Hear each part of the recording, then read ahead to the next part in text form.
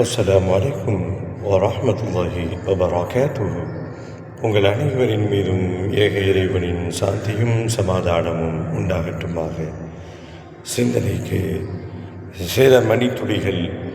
புலம்பும் மனிதர்களும் இஸ்லாம் கூறும் தீர்வுகளும் என்ற இந்த தொடரில் நாம் இப்பொழுது கூறப்படுகின்ற செய்தி மிக முக்கியமான ஒரு செய்தி.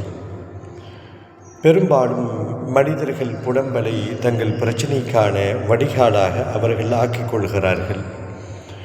வீட்டில் இருக்கக்கூடிய பெண்கள் கூட சில அழுத்தங்கள் பல நேரங்களில் ஏற்படுகின்ற பொழுது சமையல் அறையில் சமைத்து கொண்டே புலம்புவார்கள்.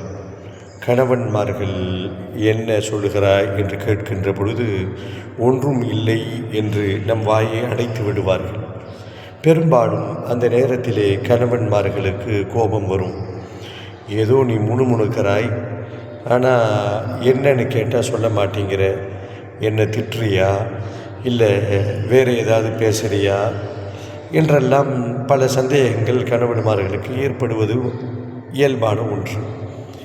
இப்படி அவர்கள் முணுமுணுக்கின்ற புலம்புகின்ற அந்த வார்த்தைகள் அவர்களுடைய அழுத்தங்களுக்குரிய வடிகாலாக அமைவது போல நம் பிரச்சனைகளுக்கும் நம் இன்னல்களுக்கும் புலம்பித்தான் தீர வேண்டும் என்று சொன்னால் மனிதர்களிடத்திலே புலம்பாதீர்கள்.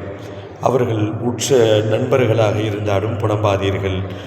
மனைவியே இருந்தாலும் உங்கள் பிரச்சனைகள் அவர்களிடத்திலே நீங்கள் கொண்டு போய் சேர்ப்பதை விட படைத்த அல்லாஹ்விடத்திலே நீங்கள் கொண்டு போய் சேர்த்தால் உங்கள் பிரச்சனைக்கு உரிய தீர்வு எந்த பின்விளைவுகளும் இல்லாமல் சரியான முறையிலே அல்லாஹ் நமக்கு நம்முடைய கோரிக்கையை அல்லாஹ் ஏற்றுக்கொள்வான். அதற்கு தேவை இறைவன் என்னுடைய தேவைகளை பூர்த்தி செய்வான். அவன் என் இன்னல்களை நீக்குவான். குர்ஆனிலே அல்லாஹ் கூறுவான் அல்லவா, அம்மை யுஜீபுல் முதுத்தர்ர இதா தஆஹு, திக்கற்றவன் பிரச்சனையிலே சிக்கி தவிப்பவன் அழைக்கின்ற பொழுது அந்த அழைப்புக்கு பதில் கூறுபவன் யார் என்று அல்லாஹ் கேட்கிறானே. நம் இன்னல்களை தீர்ப்பவன் அவன் மட்டும்தான். மனிதர்கள் அவர்களால் என்ன செய்ய முடியும்? நம் பிரச்சனைகளை கேட்டுக்கொண்டு சிலர்கள் மகிழ்வார்கள், சிலர்கள் வருத்தப்படுவார்கள். இதை தவிர அவர்களால் ஒன்றுமே செய்ய முடியாது. நம் எண்ணங்களையும் நம் எல்லா நலவுகளையும் ஒன்று திரட்டி தரக்கூடிய அந்த ஆற்றல் ரப்பிடத்திலே மட்டும்தான் இருக்கிறது. புலம்பித்தான் தீர வேண்டும் என்ற எண்ணம் இருந்தால் ரப்பிடத்திலே புலம்புங்கள். எப்பொழுது புலம்புவது, எப்படி புலம்புவது? தொடர்ந்து பயணிப்போம், பேசுவோம் இன்ஷா அல்லாஹ்.